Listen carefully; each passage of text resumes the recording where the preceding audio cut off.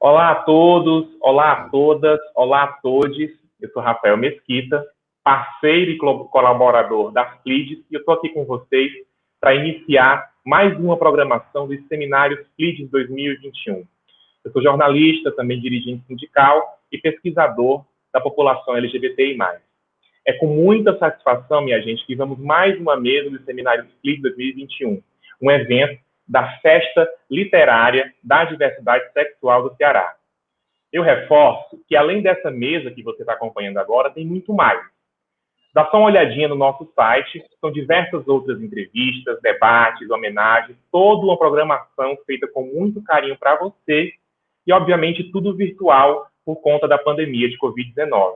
Também é que você pode conferir tudo isso no site flides.org e também no nosso canal no YouTube. A gente já disse em outras mesas que a programação foi inspirada no mote deixado por João Silvério Trevisan, quando esteve na primeira edição da FLIDES. Na ocasião, Trevisan disse que encontros como esse eram uma oportunidade importante, porque a comunidade LGBTQIA+, tem como uma de suas funções pensar o Brasil. De alguma maneira, isso parece significar que, enquanto comunidade, tão potente e ao mesmo tempo tão marcada pelo conhecimento profundo da exclusão dos preconceitos estruturais desse país, precisamos mesmo ir muito mais longe e ocupando os espaços de decisão, de poder e de pensamento, protagonizar transformações sociais que necessitamos para uma existência digna em sua plenitude. Sem dúvida, minha gente, a literatura e a arte são excelentes meios para se contemplar a diversidade de subjetividade que essa tarefa de pensar o Brasil exige. Por isso, eu vou mediar agora essa mesa que talvez seja uma mesa central desse seminário, pois é justamente a que incorpora esse desafio nominalmente. É a mesa LGBTQIA+, Repensando o Brasil. Mas para que esse momento possa, de fato, contribuir um pouquinho que seja com essa discussão que é para todos os dias, da vida toda, ainda bem que contaremos aqui com essas personas incríveis que unem ação e pensamento. E é com isso que eu começo a convocá-las, então. Vamos começar pela Jés Hipólito. Seja bem-vinda, Jés. Jés Hipólito é gorda, preta e sapatão, como ela mesma se autodefine, gestora de projetos e social media. Jés é graduanda em estudos de gênero e sexualidade. Falei errado também. Vou fazer aqui. Jés Hipólito é gorda, preta e sapatão, como ela mesma se autodefine, gestora de projetos e social media, é graduanda em estudos de gênero e diversidade pela Universidade Federal da Bahia. Feminista negra, constrói hoje a Articulação Nacional de Negras Jovens Feministas e o coletivo de mídia negra Revista Afirmativa. É também idealizadora do blog Gorda e Sapatão, que é um espaço de reflexão sobre lesbianidade, negritude, corporalidades e feminismo. Dá um oizinho, Jés, para todo mundo que está nos acompanhando. Olá, gente. Seja bem-vinda, querida. Vou trazer também aqui para a nossa roda de conversa a Lila M. Salu. A Lila é mulher preta, co-vereadora da mandata coletiva Nossa Cara, sapatão e periférica. Nascida na favela Verdes Mares, também rapper e estudante de humanidades na Unilab. Feminista e ativista integrante do Tambores de Safo, grupo de percussão composto por lésbicas e bissexuais, Lila também acredita que a arte é um instrumento político e de comunicação da luta sapatônica. A Lila está se conectando também, né? Vamos ver se a Lila consegue nos ouvir.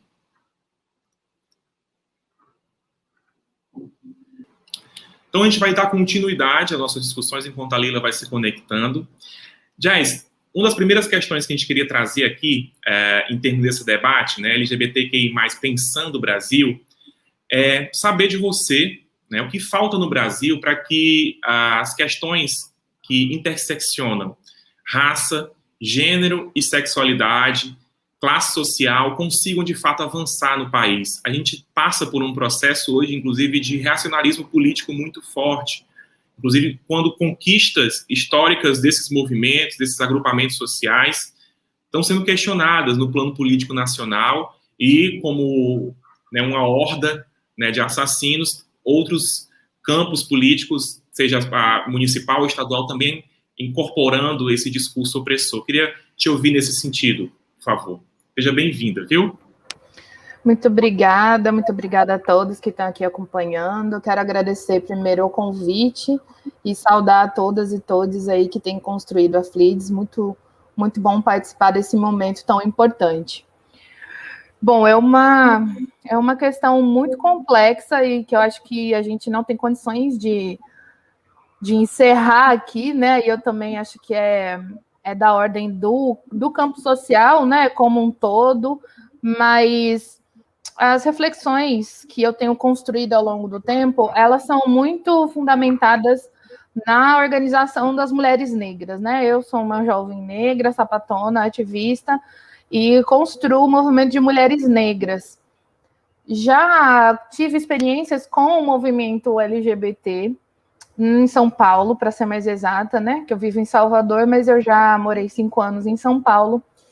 E já construí movimento só de lésbicas e bissexuais, já construí movimento LGBT, e sempre percebi, sempre também tive um incômodo muito grande com a falta de, como eu posso explicar, mas a falta de apropriação do nosso contexto histórico, né, e contemporâneo do nosso país, né? Então a gente precisa, de fato, ser muito sinceros e corajosos de olhar para o nosso país e reconhecer as identidades que a comunidade LGBT também pertence, porque eu não sou só sapatão, né? Então eu não tenho condições, como o Audre Lorde já nos ensina, que eu não tenho como me dar o luxo de ser só lésbica na comunidade negra ou ser só negra na comunidade lésbica, entende? Todos os espaços que eu vou, todos os espaços que eu construo,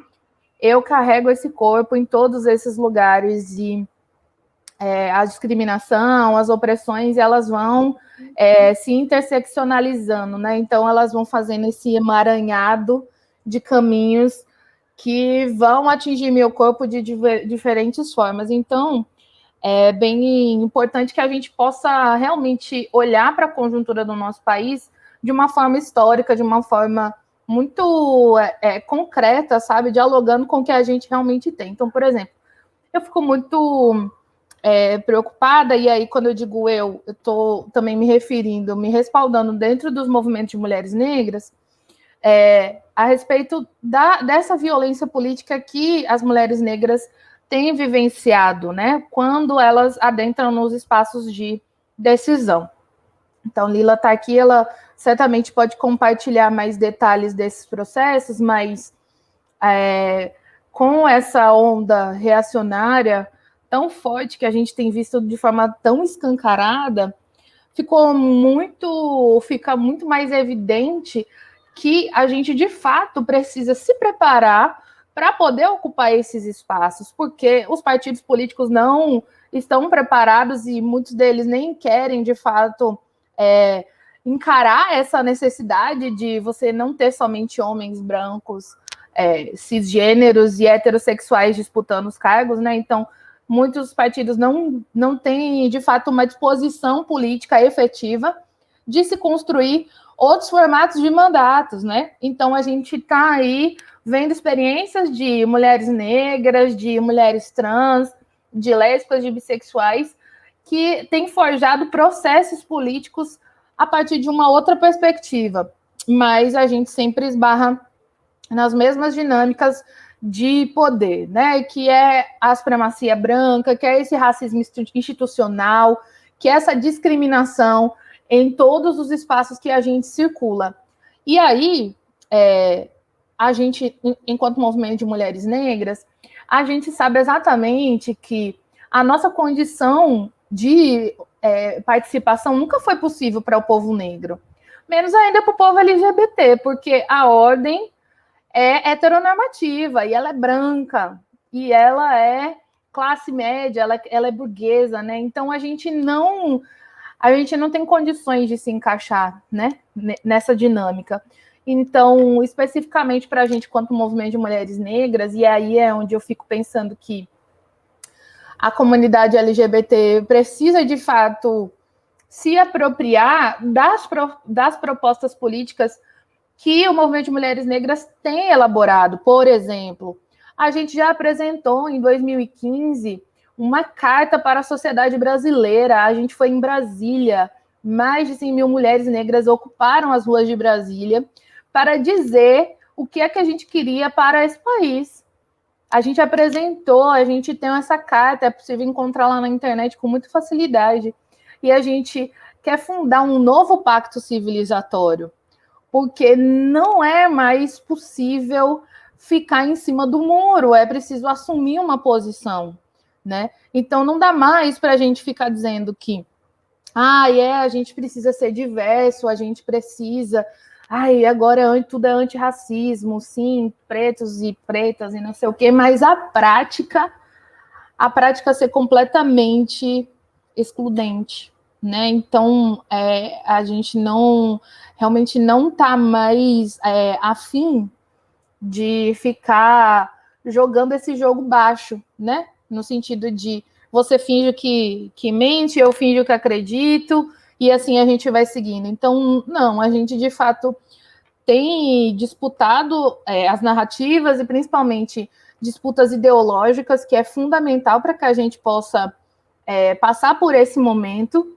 né, de extremo fascismo nesse país, mas principalmente entender que o fora Bolsonaro, ele não é suficiente. É óbvio que a gente, enquanto movimentos sociais, né, movimentos do campo progressistas e etc., está, de fato, muito envolvidos e muito empenhados em tirá-lo, é óbvio. Mas o Bolsonaro não estreia nada, ele está falando a que veio há muito tempo, então com o fora Bolsonaro não é o suficiente para a gente se sentir segura, para a gente então falar, agora sim está tudo bem, né? Então, não vai ser de fato uma divisão de águas assim, né? No sentido de você ter o oposto do que era, porque a gente tem vivenciado o recrudescimento da violência há muito tempo, não é de agora. Então, a gente também não pode ser ingênuos e ingênuas de pensar que o fora Bolsonaro vai ser suficiente.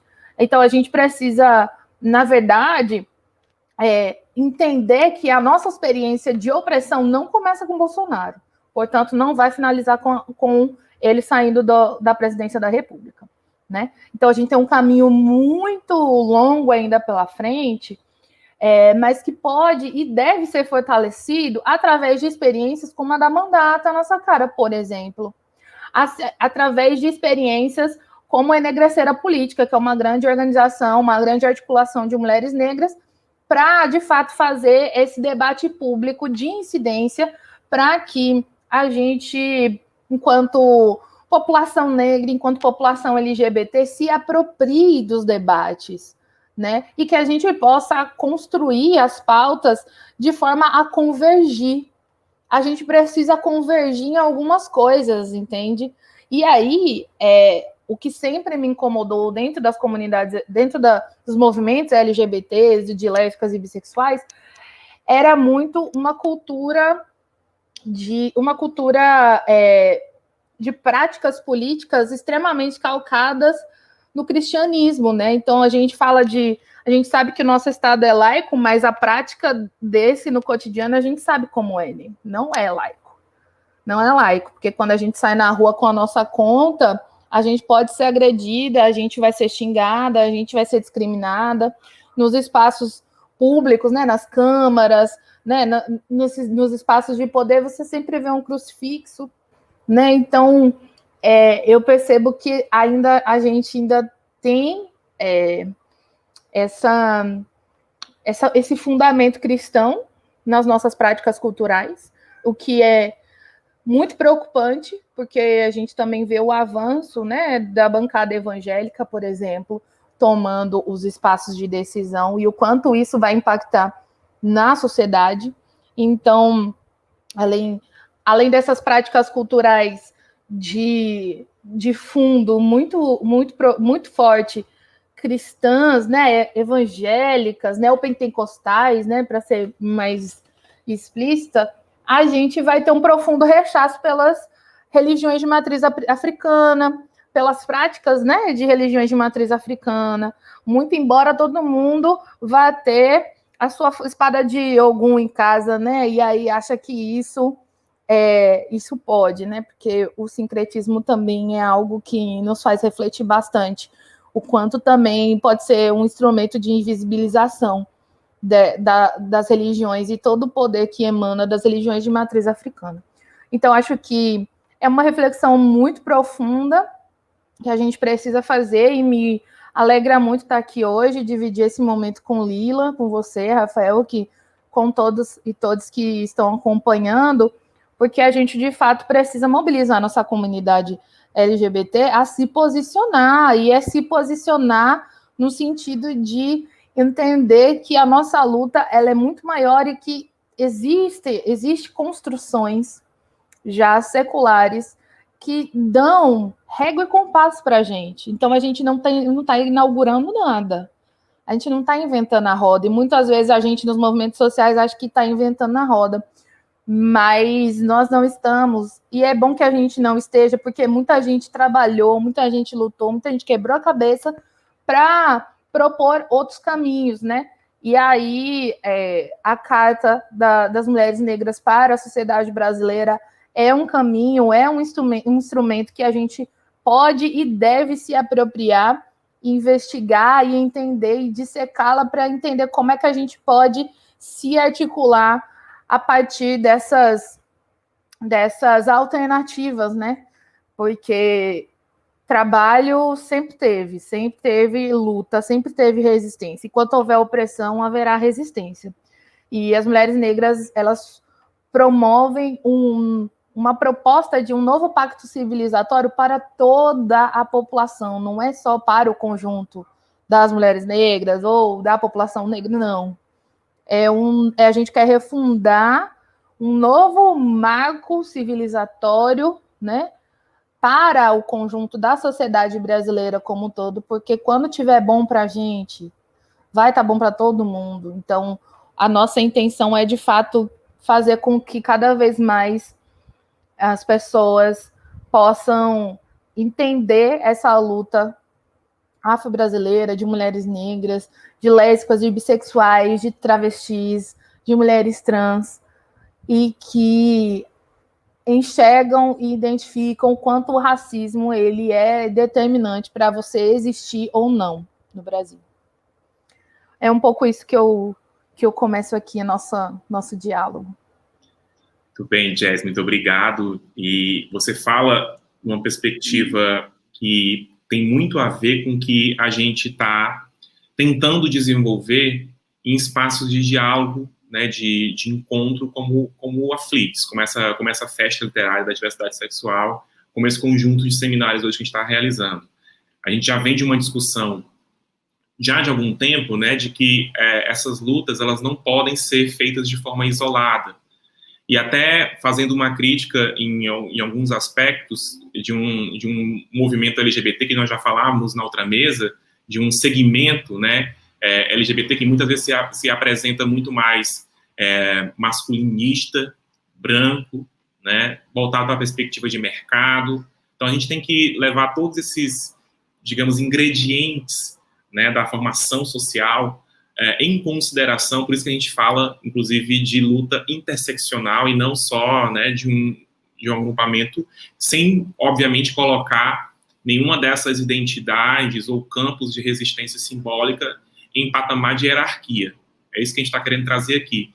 Todas essas demandas, elas se encontram na busca, né, de um outro, como diria lá o lema do Fórum Social Mundial, de um outro mundo possível. De fato, como você disse, é uma desconstrução, é uma reconstrução dessa sociedade, sobretudo dessa sociedade brasileira, né, dessa realidade que a gente tem sudoca, marcada por desigualdades específicas que estão colocadas realmente na nossa pele. Não tem como, estão colocadas na nossa pele. A gente, mesmo se um sujeito LGBT uma mulher negra, sapatão, por exemplo, ascende na hierarquia de classe social, ela ainda vai ser objeto de ataque desses vetores, né, que, quando não discutidos, ficam como permanentes na nossa sociedade. Então, a gente precisa levar tudo isso em consideração, sim.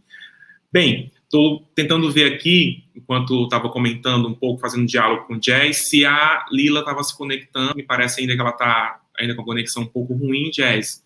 Então, vamos tocando aqui, né? Acho que a companheira Lila escutou um pouquinho do que a gente vinha comentando, e assim que a internet permitir, porque é uma outra coisa que atravessa a gente nesse momento virtual, que é a garantia das possibilidades de contato num contexto, inclusive, de desigualdade. A gente sabe que a gente tem condições econômicas hoje, obviamente, até de comprar o acesso digital, mas mesmo a distribuição da internet nas periferias, em determinados lugares, ainda é complicado, né? A gente luta desde o princípio aí pelo marco regulatório que também facilite o acesso digital, mas é uma dificuldade que a gente vem enfrentando nesse contexto pandêmico, sobretudo quando a gente teve que ficar em casa fazendo todas as nossas comunicações, como esse evento aqui.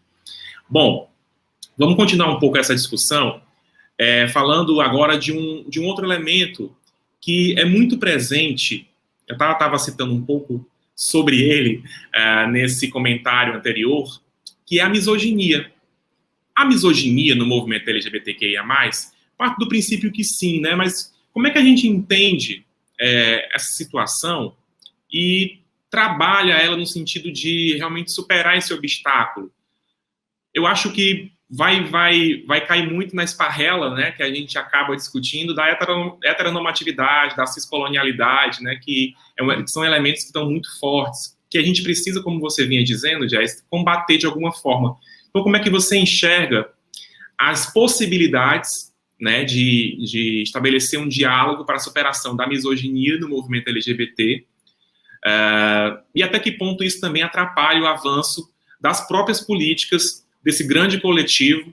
A gente está falando aí de um universo que não só representa grupos de orientação sexual diversa, mas também identidades e expressões de gênero, até identidades e expressões que questionam o gênero. Então, como é que a gente trabalha um pouco essa misoginia, que é muito forte ainda, até no nosso próprio, né, vale, para utilizar uma expressão que a galera usa aí na internet? Eu acho que esse é o grande desafio também, permanece sendo, né?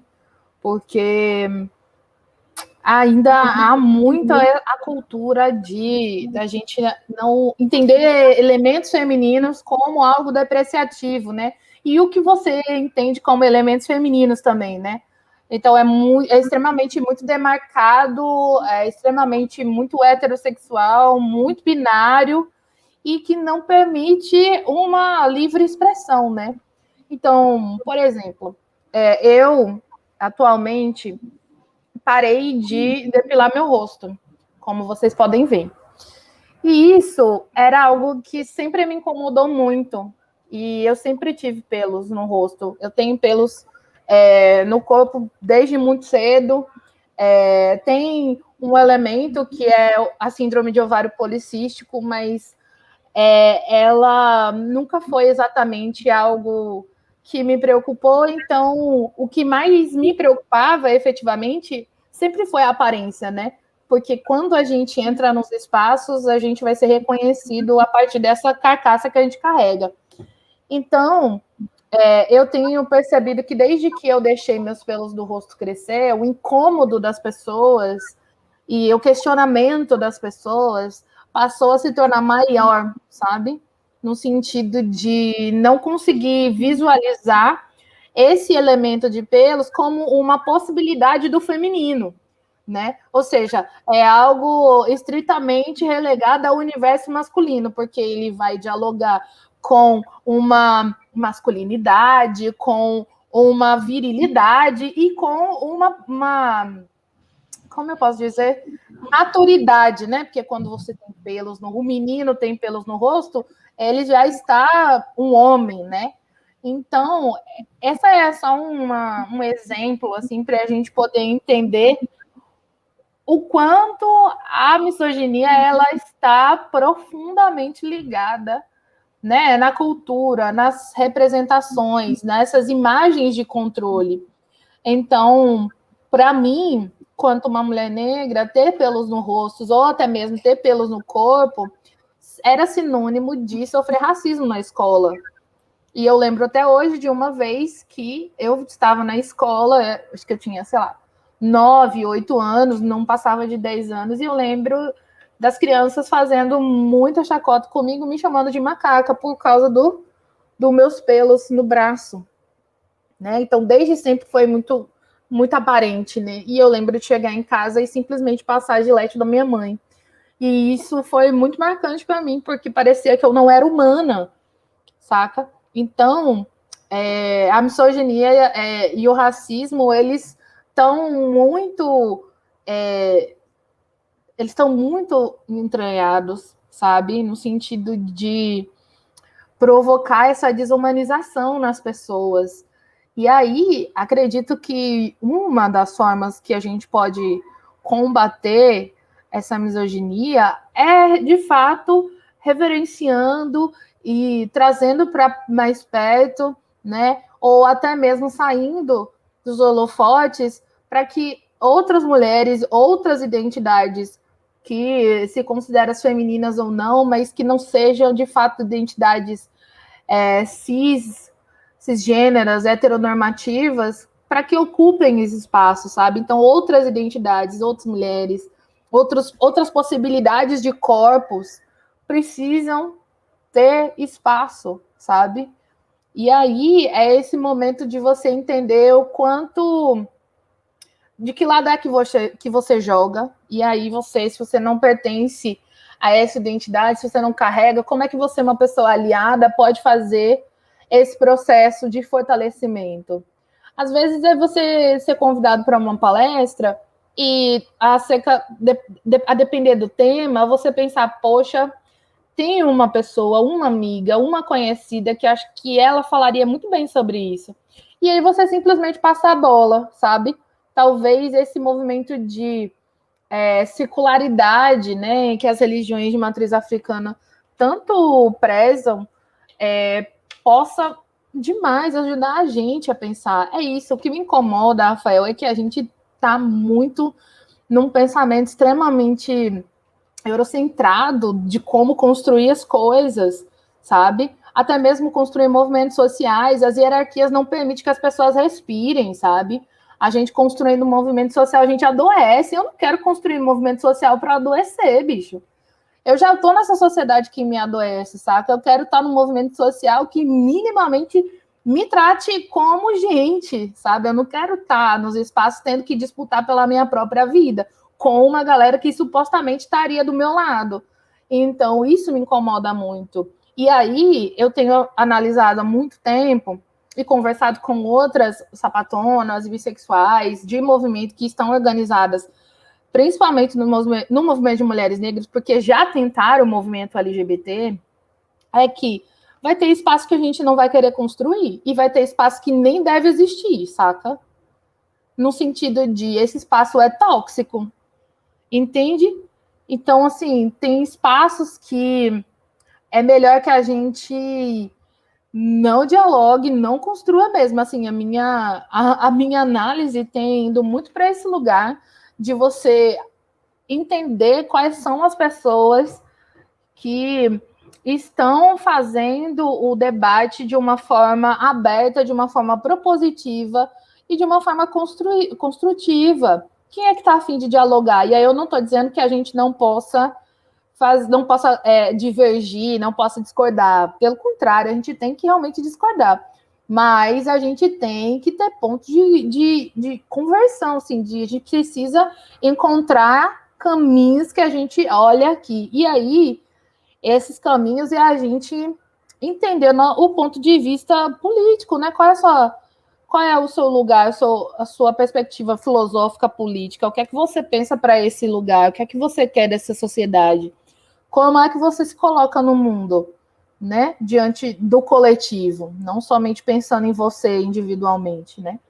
Então, é é um desafio, mas acho que vale a gente continuar fortalecendo iniciativas de lésbicas, de bissexuais, de mulheres negras, de pessoas não binárias, sabe? Que as iniciativas que a gente mais acha improvável, eu acredito que são as que mais dialogam com uma outra proposta de mundo, né? Que não é essa hierárquica, não é essa vertical, sabe? De cima para baixo, essa extremamente sufocante, entende? Então, o desafio é muito grande, mas a gente tem iniciativas e a gente tem condições de reconhecer, sabe, que é necessário mudar o disco, assim, não temos mais condições, e a pandemia, ela só evidenciou que não temos mais condições de ficar negociando qualquer migalha, porque vão nos dar qualquer migalha, e a gente precisa dizer ao mundo a que viemos, nós mesmos, todos nós, e não somente uma pessoa nos representar, né? Porque a gente vai ter figuras muito problemáticas, né? Figuras LGBTs, figuras negras, figuras, né, de mulheres, que elas vão servir a um outro projeto político que não condiz com a nossa vida. E aí não faz sentido para mim a gente querer dialogar com pessoas que cumprem uma agenda que vai completamente contra a nossa própria vida, sabe? Para mim não faz sentido nenhum. E aí, eu acho que é você entender a agenda daquela pessoa, a agenda política, qual é o lugar que ela fala, de onde ela fala, qual é a trajetória, para a gente não cair na misoginia e desmerecer, porque é mulher, porque é travesti, que não sei o quê, entende? Então, é realmente entender quais são os campos que a gente tem para se articular, quais são as pessoas que estão dispostas, né? Entender quem é nosso aliado e quem é nosso inimigo, né? E aí fazer uma união assim de forças assim para conseguir resistir e reconstruir nossas identidades e reconstruir esse país, né? Concomitantemente. Eu estava lembrando um pouco aqui de uma discussão bem interessante e que muitas vezes recai muito sobre o próprio movimento LGBTQIA+, quando esse movimento não se abre, inclusive, para outras possibilidades de existência, né? Você está falando de várias formas de ser mulher, de ser homem, ou seja, várias feminilidades, masculinidades que podem ser desenvolvidas, e esse espaço é livre, ele não tem destino final. Ele só tem destino, como estavam colocando e lembrando na outra mesa, estavam falando de Derrida, que fala do devir, né? É um devir em construção, em constante construção. A gente avançou muito em muitos aspectos no próprio movimento LGBTQIA+, porque a gente reconheceu que era necessário incluir mais gente no debate, que era necessário trazer mais gente para o diálogo. Até a gente reconheceu, inclusive, algumas disparidades, alguns processos, por exemplo, misóginos e utilizando a palavra de hoje para explicar ontem, mas também transfóbicos, como nos episódios em que as mulheres travestis não eram incluídas nas narrativas fundadoras do movimento LGBTQIA+, que nascia, por exemplo, lá no norte global, nos Estados Unidos, supostamente nas revoltas de Stonewall, né? Então, tem essas situações muito fortes.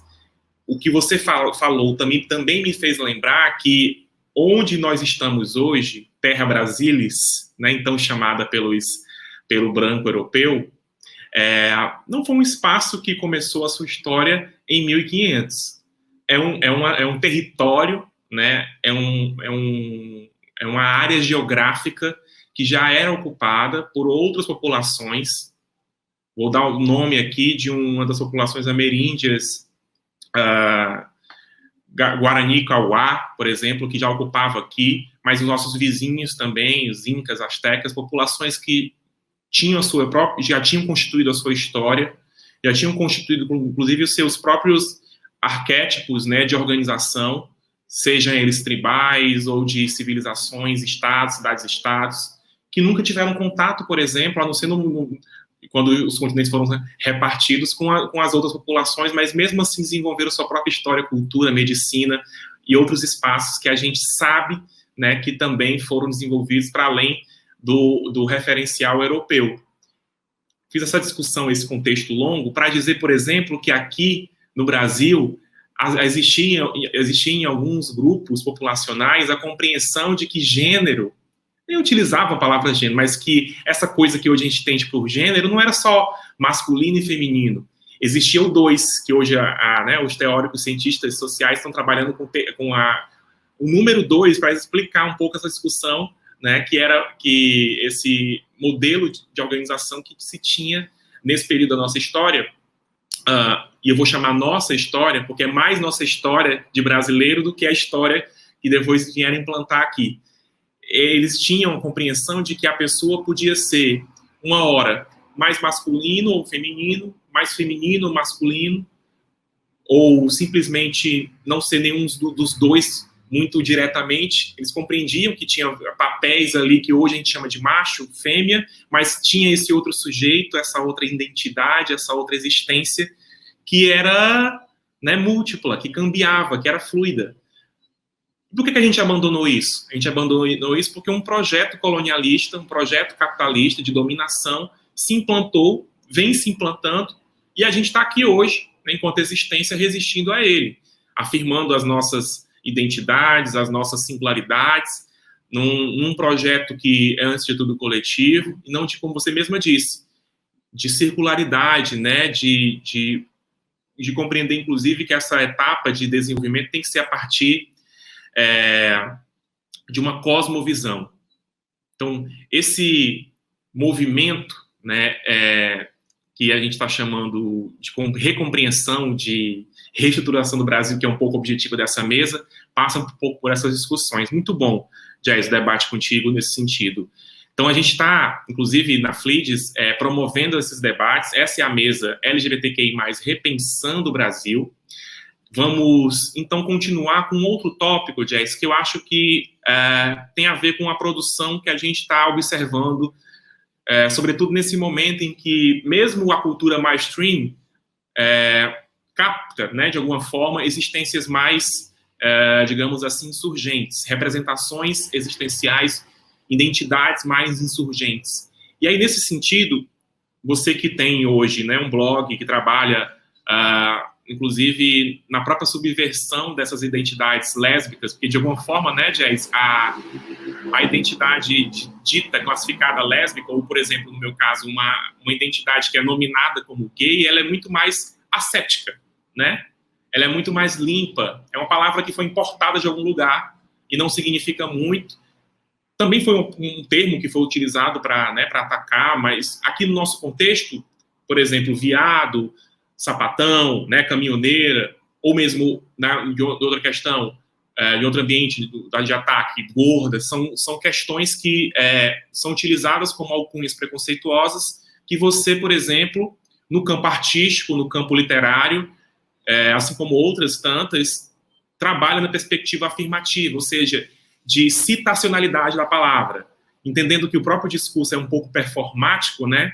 Essa performance outra, né, dessas identidades subalternas que questiona o próprio preconceito, pega a norma, quebra ela no meio, ainda ataca na cabeça do opressor. Mas é nesse sentido que eu queria que você falasse um pouco, Jazz, como essa arte, né, que floresce a partir dessas identidades múltiplas, também dessas desigualdades, dessas violências que tanto apertam, que fazem eclodir. A arte eclode também nesse sentido, né? Passando pela perspectiva aqui dessa mesa, que é repensar o Brasil, nós LGBTQIA+, repensando o Brasil, como a arte que a gente produz muda a política. Eu acredito que a arte ela vem exatamente nesse lugar de simplesmente revirar do avesso e estabelecer uma outra ótica, né? Então, eu fico muito feliz e muito satisfeita de ver muito mais meninas, jovens, mulheres mais velhas se denominando sapatão, porque é algo que ninguém vai poder ofender a gente, porque a palavra em si já não é mais ofensa, né? Então, eu tenho percebido os movimentos artísticos, né, principalmente das pessoas LGBTs, o quanto a gente revoluciona os olhares, né? O quanto a gente que promove os diferentes tipos de arte consegue, de fato, oferecer para a sociedade novas perspectivas, novas possibilidades de afeto, novas narrativas, né? Novas formas de ver o mundo, de se reconhecer e de reconhecer o outro, né? Que passa muito distante dessa forma colonizada que a gente foi ensinado ao longo da história a enxergar a outra pessoa, né? Não, na via de regra, desumanizando, né? Então, eu gosto muito dessa perspectiva artística revolucionária que se propõe a narrar o seu tempo, né? E a fazer frente a esses conceitos, a essas práticas excludentes, vexatórias e discriminatórias, né? Então, eu começo a escrever no meu blog e justamente quando eu começo esse processo de autoidentificação, de me entender, na verdade, né, nessa sociedade, porque eu cresci no interior de São Paulo, numa família extremamente comum, a primeira pessoa a conseguir entrar na universidade, né, a maioria da minha família materna, principalmente, as pessoas não foram para a universidade, então a perspectiva que elas têm é realmente muito diferente da que hoje eu consegui construir para mim, e ser esse ponto fora da curva tem as suas delícias e tem suas dores, né? Porque são processos íntimos que não raro também são muito dolorosos, muito transformadores, né? No sentido da gente entender internamente quem nós somos e conseguir expressar isso através de algum tipo de arte, né? De alguma maneira. Mas falar desses processos revolucionários, falar da arte, da cultura e de quanto a gente transforma as políticas, né? É realmente fundamental para que a gente consiga ter novas perspectivas e novas referências, sabe? Então, para conseguir deixar meus pelos crescer e conseguir me sentir confortável no meu corpo, eu precisei buscar outras pessoas que também passaram pela mesma coisa que eu estou passando. Preciso saber que eu não estou sozinha, né? Então, acho que a arte, ela vem como um afago, no sentido de dar colo e também de te dar impulso, né? Para dizer, ei, levanta, bora que tem muita coisa para a gente fazer, tem muito caminho para a gente percorrer ainda, e vai ser maravilhoso, vai ser lindo, vai ser potente, mas também vai ser muito duro, vai ser muito doloroso, mas nós não estamos sozinhas, nós não estamos sozinhos, entende? Então, acho que vem nesse sentido, assim, para mim, a arte. E aí, eu nem me coloco exatamente num lugar de artista, porque eu tenho uma relação muito peculiar com a escrita, mas como uma admiradora, né, e uma consumidora de artistas LGBTs. Então, me sinto muito inspirada quando eu posso ver trabalhos como Johnny Gonzala, que é uma artista visual daqui de Salvador, preta, sapatona, mãe, e o quanto o trabalho dela reflete futuros possíveis, né? Ou quando eu leio o livro do J. Mombassa, né? Onde ele de fato coloca pra gente que não vão nos matar hoje, não vão nos calar. Então, para mim, é muito é realmente é uma fonte assim de vital para continuar, sabe? E aí eu acho que a gente consegue transformar a política a partir do momento que a gente se deixa afetar, né? A partir do momento que a gente se permite sentir e ser transformado, né? Para transformar os espaços onde a gente circula e quer modificar.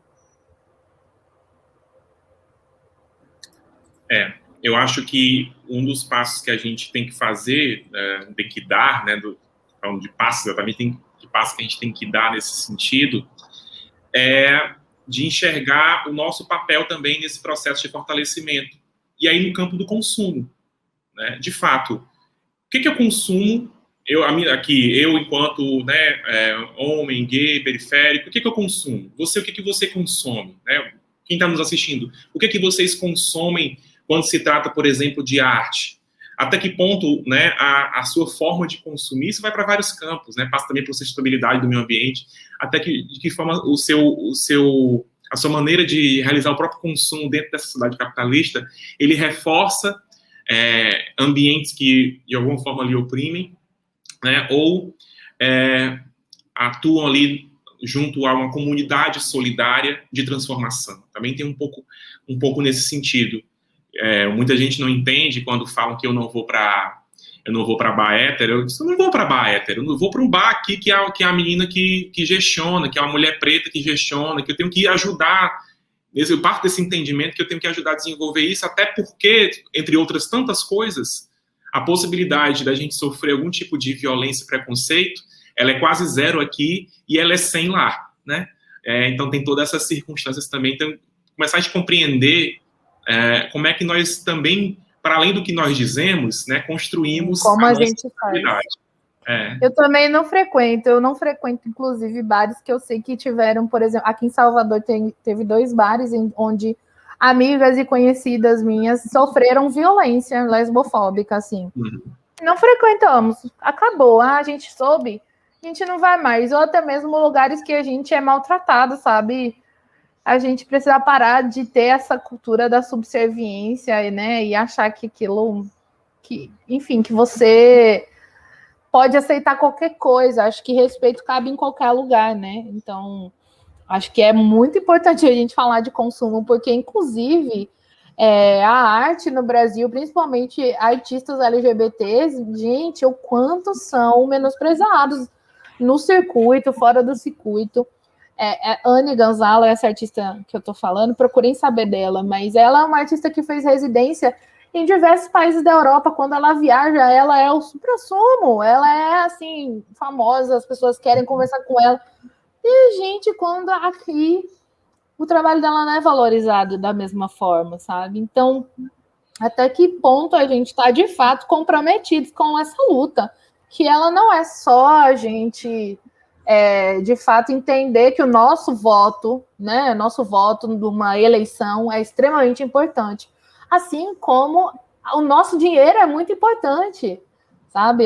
Onde a gente coloca nosso dinheiro é onde a gente coloca a nossa energia, né? Então, onde é que eu quero circular essa energia da moeda?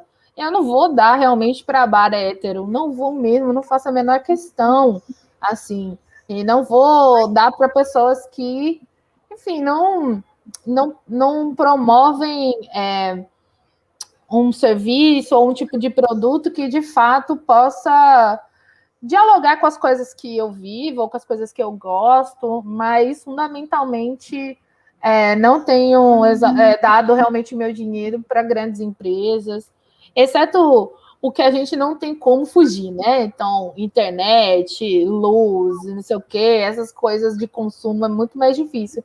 Agora, onde a gente tem a opção, eu acho que a gente precisa fazer esse exame assim, da consciência e apostar, né, no pessoal, nas afroempreendedoras, apostar nas pessoas LGBTs empreendedoras e, de fato, procurar alternativas de pequenas empresas, né? Tentar sair desse circuito de grandes empresas e apostar nessa galera, porque se a gente não apostar, fica difícil, né? As pessoas crescerem, né? E aí a gente vai ficar esperando em vão. Então a gente aqui tem que apoiar a nossa própria comunidade. É verdade. Me fez lembrar também agora, mais recentemente, ponto da produção, por exemplo, né? Você que escreve um blog, quando, por exemplo, você faz um texto sobre uma questão em si ou uma atividade em si, e muitas vezes o autor daquela atividade ou a autora daquela atividade valoriza muito mais a cobertura da imprensa hegemônica em detrimento da imprensa alternativa ou das blogueiras, né, desse campo identitário, que de fato, inclusive, conseguem penetrar mais, tem um cuidado das representações, da profundidade da discussão, por exemplo, né? Tem mais qualidade, né? No sentido exatamente. que a gente consegue provocar mais as pessoas. Acho que a mídia alternativa, a mídia negra, aí falando desse campo que eu trabalho, a gente consegue promover análises muito mais precisas e muito mais interessantes do ponto de vista da conscientização, né? Da reflexão crítica, do que grandes jornais que vão responder a uma agenda também, né? Então, acho que é isso. A gente tem que entender que não existe ninguém neutro, assim. Não existe. Então, tá todo mundo, de fato, por uma agenda, e aí a gente precisa entender quais são os meandros de se assumir os lugares. E é evidentemente que vão ter espaços ou pessoas ou organizações que não vão ter isso muito evidente, né? Ao ponto de você bater o olho e falar, essa galera, ela assume, né? Esse lugar mais progressista, por exemplo.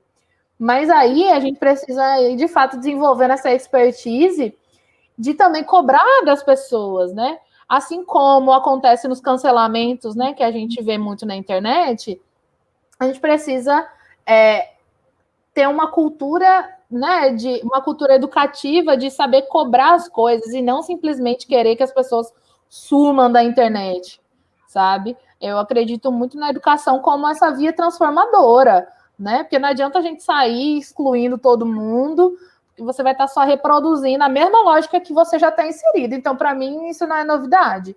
E não acho isso efetivo na prática, né? Então, porque se hoje você cancela, amanhã você será cancelado, né? Então, além disso, você tem uma cultura do medo, né? Do silenciamento. Então, não dá mais para a gente ficar em silêncio, sabe? Não dá mais para a gente ficar acumulando medos, sabe? E aí, independente do que a gente fala, se vai ser certo ou se vai ser errado, é preciso que a gente fale, saca? E é que a gente também esteja disposto a repensar as nossas falas. Mas a gente precisa continuar falando, precisa continuar em permanente diálogo para poder transformar as coisas, para poder manter essa roda da transformação girando a nosso favor. Porque a galera da direita, a galera fundamentalista, eles não estão pensando em absolutamente nada. Eles querem mesmo que a gente bote fogo no nosso próprio circo, entendeu? Enquanto eles comem a pipoca deles, vendo a gente se queimar, entende? Então, ao invés da gente praticar, ter essas práticas extremamente problemáticas, né? Que a gente, de fato, consiga construir novas perspectivas para educar as pessoas e para que elas também se vejam nesse lugar de aprendizes, né, constantemente em aprendizado, que não é que eu estou no movimento há 10 anos, há 50 anos, que eu sei de tudo. Não, né? Pelo contrário, a gente se mantém em movimento para você, as ideias e as posturas, tudo fica girando realmente, né? Fica circulando as energias para que a gente esteja sempre renovadas e renovadas, né? Porque não dá para a gente se acomodar numa posição e ficar ali, sabe, para sempre, né? Eu acho que isso não é interessante, né? Isso vale, inclusive, para aqueles e aquelas que acreditam que o movimento LGBT tem inventado muito quando, de alguma forma, inclui novas identidades, novas expressões que se colocaram, né? Rafael, mas adianta o quê? Mas adianta o quê você dizer que aceita quando na sua prática política cotidiana as pessoas não têm voz, não têm espaço, não conseguem se expressar e não conseguem ter a sua opinião, a sua análise validada como um ponto suficiente para você, de fato, construir ações concretas. Era esse o meu incômodo. Quando eu ia para os movimentos de mulheres brancas, feministas brancas, quando eu ia para a reunião de movimento LGBT, principalmente no contexto da parada LGBT de São Paulo, quando eu dava minha opinião, As pessoas até ouviam, Rafael, mas sabe o que elas faziam com a minha opinião? Elas simplesmente descartavam. E aí vinha outra pessoa, e geralmente era um homem, geralmente era uma pessoa branca, e falava coisa muito parecida com o que eu falei, e aí todo mundo, isso aí, bota na ata, vamos fazer isso amanhã. Aí eu fiquei assim, porra, velho, o que tá acontecendo? Que não entendi, tipo, então, qual é o problema com a minha fala? E aí eu fui percebendo a recorrência disso, sabe? Não foi uma, não foi duas, não foi três. Foram várias vezes que aconteceu. E na época eu era muito jovem. Eu tinha, sei lá, 21 para 22 anos. Eu fiquei lá de besta, ninguém me falou nada, eu tava lá. Há um ano e meio, 2 anos participando das coisas e sentindo esse incômodo e nunca entendendo o que aquilo significava, sabe? Então, é isso. Não adianta a gente se pretender incluir se a gente, de fato, não vai fazer ações concretas, sabe? Para que essas pessoas se sintam parte, né? Para que elas, de fato, efetivamente sejam parte do movimento, entende? Então, assim, para mim, não faz mais que obrigação, entendeu? Reconhecer que existem outras identidades, não faz mais que obrigação.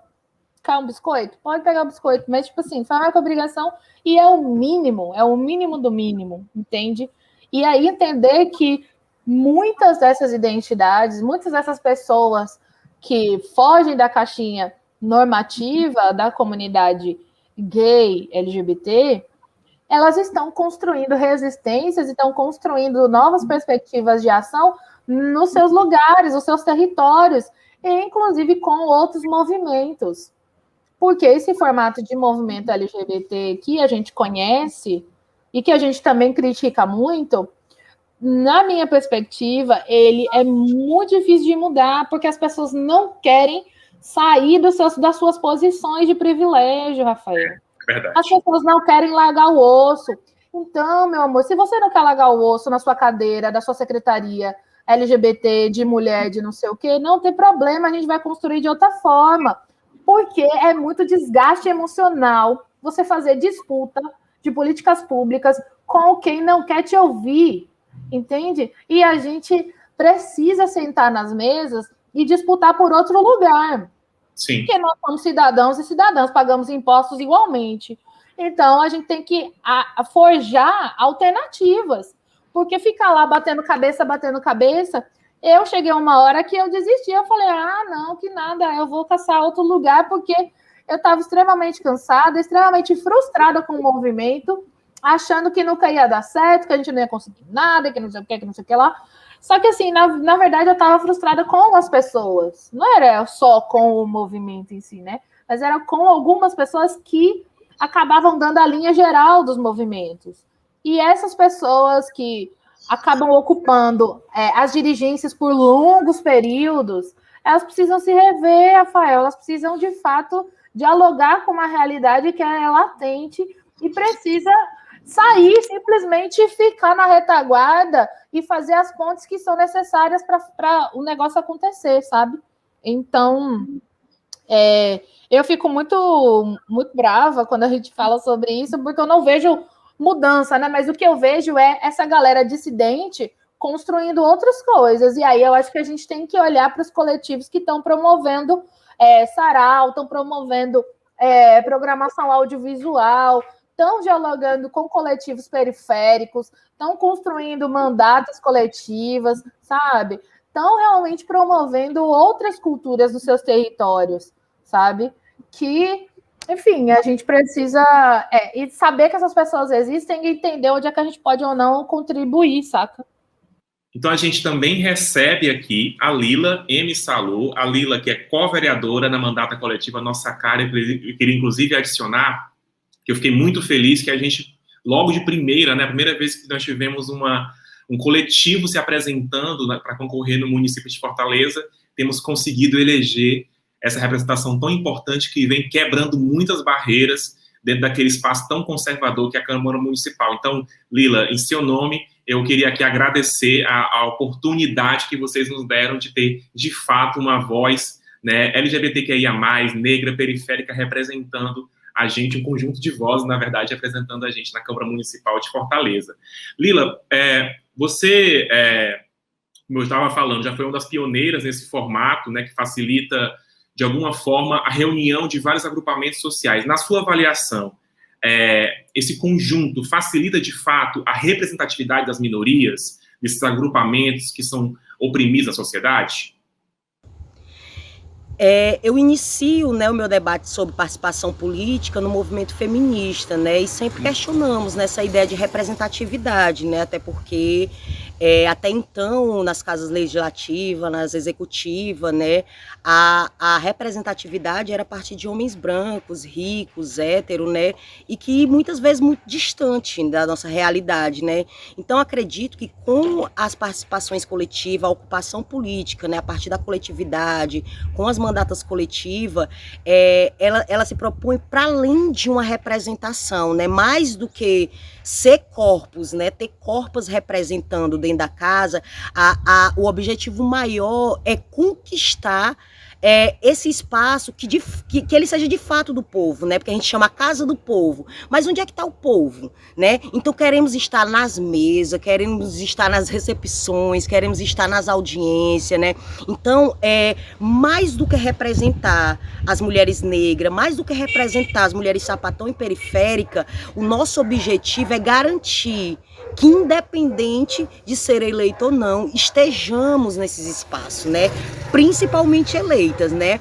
Mas o nosso desafio, enquanto mandata coletiva nossa cara, é garantir. Eu acho que a representatividade, ela não garante a participação. Então, o nosso desafio é garantir a participação da população na política, né? Seja a população LGBTQI+, as mulheres pretas periféricas, que na sua grande maioria, né? A gente sabe que na maioria das casas elas são chefes de família. Então, garantir a participação, né, dessa população na política. Lila, para somar um pouco aqui com as discussões também trazidas pela Jazz, eu pergunto também para você sobre as provocações que nós acabamos de discutir. Se você tivesse que consertar alguma coisa no movimento LGBTQIA+, que ainda tem essa série de fatores, né, de desigualdades internas, o que você faria?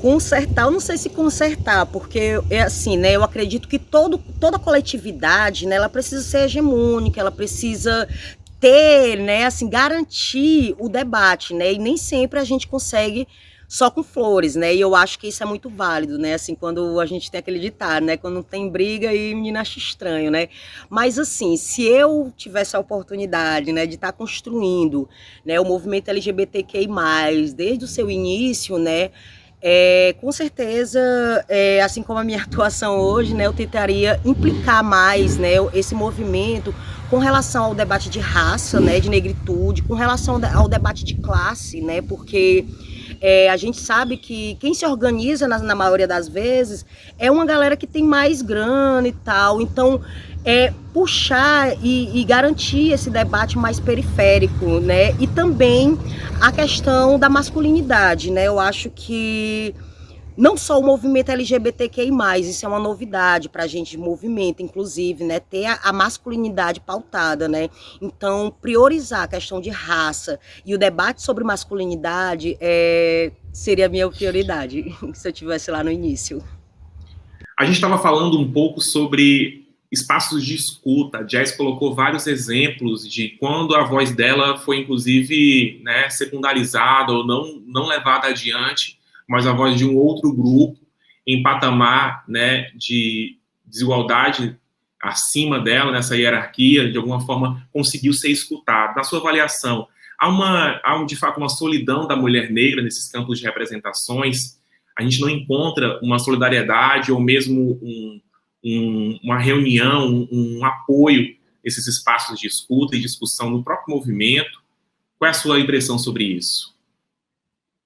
nós mulheres negras estamos em vários lugares, né? Assim, temos reconhecimento assim de nós, né? Entre nós, de que somos uma força braçal, somos uma força intelectual, né? E somos uma força de organização também. Estamos em vários lugares, dos movimentos LGBTQI+, de mulheres, movimento da questão da segurança pública, movimento das mulheres ribeirinhas, movimento das rurais. Estamos em vários lugares, mas eu acredito que essa solidão, ela é construída. Ela é construída a partir de quando os próprios movimentos, às vezes, vai colocar qual é o jeito de falar, né? Qual é a fala que se faz representatividade, excluindo, inclusive, essa fala que fala do cotidiano, que traz o cotidiano, né? Da mulher periférica, que precisa realmente pedir um trocar da vizinha para poder comprar um de comer, ou precisa sair de porta em porta vendendo para garantir a alimentação dentro de casa. Então, as mulheres negras, desde o período, né, assim, da escravidão, né, são as mulheres negras que também, né, que compram a sua liberdade e compram as liberdades dos seus. Então, essa solidão, ela é construída, inclusive, como forma estratégica de nos silenciar, né? Quando nos taxam de louca, quando nos taxam de barulhenta. Isso é uma forma de nos excluir de dentro dos processos, inclusive dos movimentos, né? Assim, então, o que a gente precisa, na verdade, para romper com esse silêncio, é não dar nenhum passo atrás. A gente não precisa ler eles precisam ler a gente para poder entender que a mudança, ela passa pela vida das mulheres pretas. A mudança, ela passa pela participação política das mulheres pretas, seja no legislativo, seja no executivo, seja nas quebradas, sabe? As mulheres pretas, na sua grande maioria, são as chefes de família e precisam ser chefe de Estado. Lila, você já conhecia o trabalho da Jazz, certamente, né? Então, qual é a mensagem que você deixaria para ela e para essa força, essa multidão queer, LGBTQIA+, de influenciadores, influenciadoras que estão fazendo política na internet, que estão transformando aí as representações por meio da internet, da comunicação digital? Jazz Hipólito, mana, muito foda, muito forte, né, assim, uma poesia braba, assim, muito bom mesmo, assim, lhe conhecer e saber que nesse momento, né, assim, eu tenho muito orgulho de poder acompanhar essa geração, né, assim, e que instiga, né, um debate da não binaridade, né, que instiga a importância de um debate voltado para os nossos corpos dissidentes, né, assim, então, o salve que eu dou, assim, é um reconhecimento mesmo, assim, dessa galera ocupando as redes, né, assim, eu tenho muito orgulho de fazer parte dessa geração que vai se utilizar desse canal, né, que até alguns anos atrás era uma novidade, mas hoje, né, quem tem dificuldade é a gente que é mais velha, assim, mas a galerinha tá ocupando bem as redes, sabe? E eu acho que esse é o canal, né? Esse é o canal, inclusive, de fortalecer o diálogo, né? Assim, de estar dialogando não só com seus pares, né? Mas também tá fortalecendo esse diálogo com outras gerações. Então, o salve que eu dou pra galera é esse, assim, um orgulho mesmo, assim, tem muita poesia boa, muita intervenção artística boa na internet, e o meu salve maior é para essa galera, sabe, assim, para essa galera que sim, em outros tempos, né, hoje ainda deve ter um pouco, né, assim, mas que vivia, né, assim, a sua sexualidade trancada num armário ou se escondendo, né, poder colocar nas redes e dialogar com as redes, né, sobre suas corpas, sobre as suas vidas, sobre as suas vivências e principalmente sobre sua perspectiva de mundo, né, o que queremos mudar nesse mundo e como podemos contribuir e potencializar essa mudança, viu? Um salve, mana, maior orgulho estar aqui junto contigo. Lila, eu queria dizer que foi um prazer muito grande receber aqui. Já te falei no começo que a sua entrada na Câmara Municipal, junto com as outras companheiras, na mandata coletiva Nossa Cara, foi muito importante para todos nós, porque, inclusive, mostrou para tantas outras, né, pessoas que perpassam as nossas interseccionalidades que é possível, sim, fazer política de forma diferente. Então, desde já, meu muito obrigado também muito nesse sentido, mas eu queria que você deixasse, Lila, aqui representando, né, como co-vereadora da mandata coletiva Nossa Cara, que você deixasse aqui o seu agradecimento para o nosso público, o seu abraço para todo mundo que está acompanhando a FLIDES. Gente, eu que agradeço vocês, na verdade, assim, pelo convite, pelo reconhecimento, né, assim, dizer aqui para quem está nos ouvindo, né, nos assistindo, que a mandata coletiva Nossa Cara está totalmente à disposição dessa cidade de Fortaleza para dialogar e para construir um outro formato de política e para a gente ocupar de bonde, de fato, né, assim, porque eu acho que mais do que representar, a gente tem essa pretensão, né, de ocupar de bonde. Quero agradecer imensamente cada debate feito, né, sobre a população LGBTQI+, sobre a participação, né, das corpas dissidentes nessa cidade, nessas internet, nesse mundo. É sempre bom ter um espaço para dialogar, e não só para a gente trocar uma ideia, mas aprender, assim, como eu fiz hoje, né, assim, muito bom, pô, assim, muito, muito forte, viu, assim, cada um participou, assim, né, mas agradecer imensamente, assim, pelo convite, né, e deixar à disposição, né, qualquer coisa precisar, tamo aí, e sociedade, ó, vamos mudar essa política, certo? A nossa cara está ocupando o espaço, mas a nossa cara só faz política com a nossa cara se for junta, viu? Vamos de bonde periferia.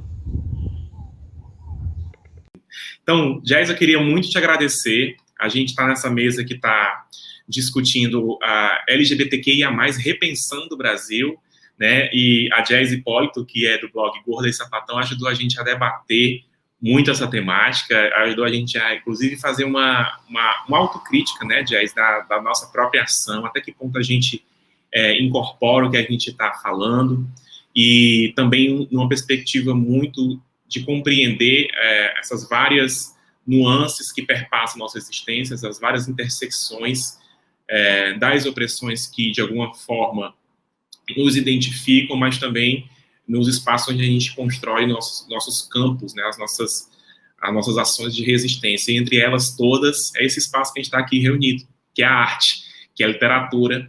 Então, fico muito feliz que os seminários FLIDES 2021, a Festa Literária da Diversidade Sexual, nessa versão online, tenha recebido você e que a gente possa ter tido a oportunidade de conhecer um pouco do que você tem contribuído, né, nesse campo tão importante.